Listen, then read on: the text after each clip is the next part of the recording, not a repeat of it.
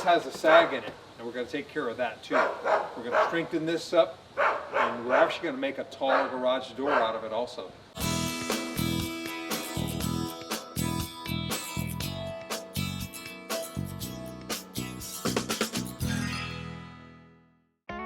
So we are at the beginning of the Mahoney project. We're going to start it this week, and this is a large transition change of architecture of the home.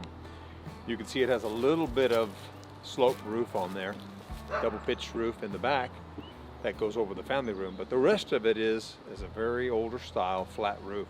That's a flat tar and gravel roof. There's a lot of debris up there, and you can't eliminate it. You're going to have, if you want trees, you're going to have debris building up on roofs. Is that bad? Yeah, that's a problem. Whenever that debris accumulates, it starts damming up water against other areas, and it's going to contribute to leaks. Flat roofs, just by nature, are going to leak way worse than, are going to have more leaks potential and a shorter lifespan. So what we're going to build here is really going to be incredible. It's going to look like night and day difference when the new slope roofs go all the way around. It's going to be a hipped roof, and it's going to have standing seam metal galvalume. It's going to be beautiful. It's going to give it a completely different look, architecturally speaking, and aesthetically very, very pleasing. Let's take a look around it, and so that we can show you the before and the after.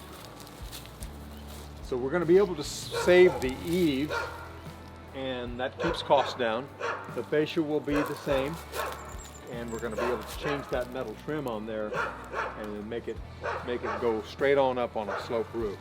But the eaves, the soffits, and the fascia will be salvaged in this, and that's a good thing. That'll also prevent us from having to do any work around the stone, and so we're able to change this for a fraction of the cost it would take if you just completely tore the entire roof off. So we're actually going to start the new roof right at the fascia. So the fascia's here, the roof starts right there, and it's going to go on up. But then there's going to be bracing that goes down to this area, because this rafter span is going to be quite long. So we'll have an intermediate brace that goes right on top of the wall. And in the subsequent videos, we're going to show you exactly how that wall is built to carry the weight properly. Now, one of the interesting things that it did,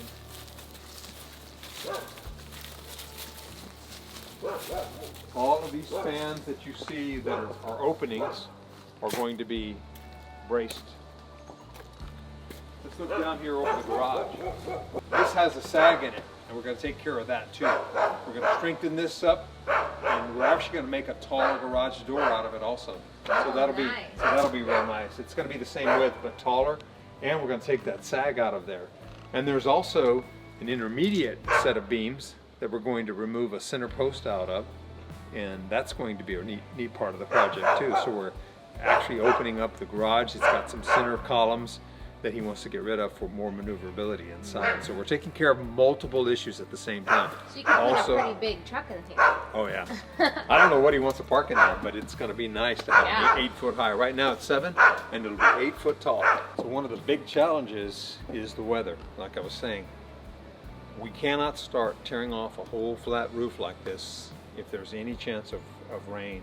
Yeah. It doesn't mean that we couldn't protect it, but it means the risks are greater. So we've got a whole tarp system designed to cover this entire roof if we get caught by an unexpected rain shower. Really? Or if we just can't get to the point where the roof is dried in. Drying it in means it's virtually like 90–98% dry, and it can beat the weather. But you've got gables on here that are going to be elevated, and those side areas, or the gables, are also going to have to be dried in. So tarp systems will be used and incorporated. We've got them sitting in the office. If you've seen the big boxes that are there, that's what those are. So we've ordered special tarp systems for this, because that's the last thing we want to do is have a problem getting that water inside. We have to be careful about not stepping through sheetrock in some areas when we open them up also. So it is a real challenge to do a system like this. Mr. Mahoney has design experience and architectural experience, and he's very particular, and we feel very privileged to be able to work for him and protect his beautiful investment. What a nice home he has. I mean, just that beautiful area there. Yeah. What a privilege it is to work on a home like this with such a beautiful setting in our favorite city, San Antonio.